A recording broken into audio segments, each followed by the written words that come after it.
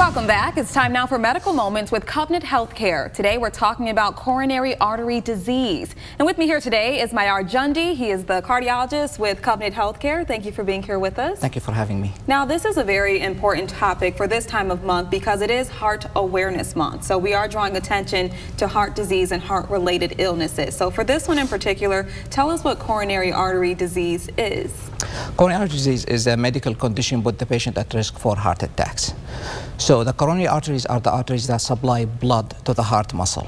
And with this condition, the arteries are blocked with fatty deposits, preventing blood from being delivered to the heart muscle, putting the patient at risk again for heart attacks and other heart diseases. Okay, tell us about the risks that are involved with this.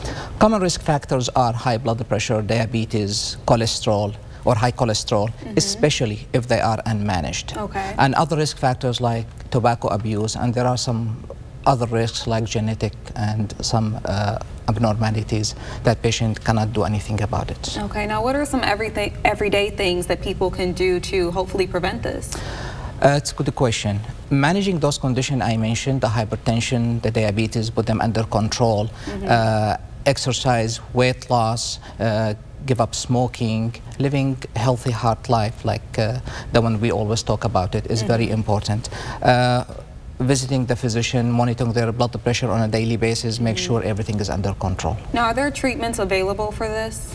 Yes, a treatment starts with visiting the physician, talking about the risk factors, modification of the risk factors, because sometimes coronary artery disease is not symptomatic. Yeah.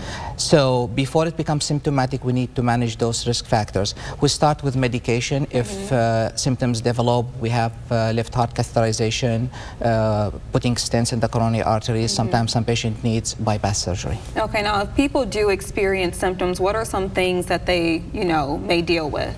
The common symptoms are chest pain, shortness of breath, especially chest pain or shortness of breath with activities.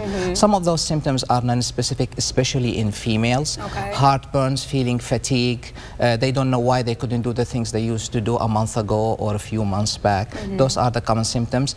That chest pain is described usually with a pressure rather than a pain.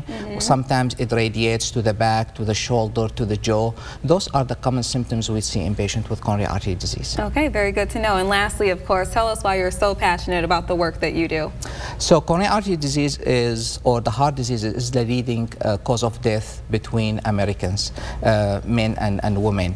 And it can lead to other medical conditions such as heart failure. So all of these are preventable, or we can decrease the incidence of those diseases if we can take care of the patients early on, and if we can manage those, we can cause a big effect on the patient's lifestyle and their quality of life. Okay, thank you so much, Dr. Jundi. And if you'd like additional information on today's topic, just head on over to the Hot Links page on WNEM.com.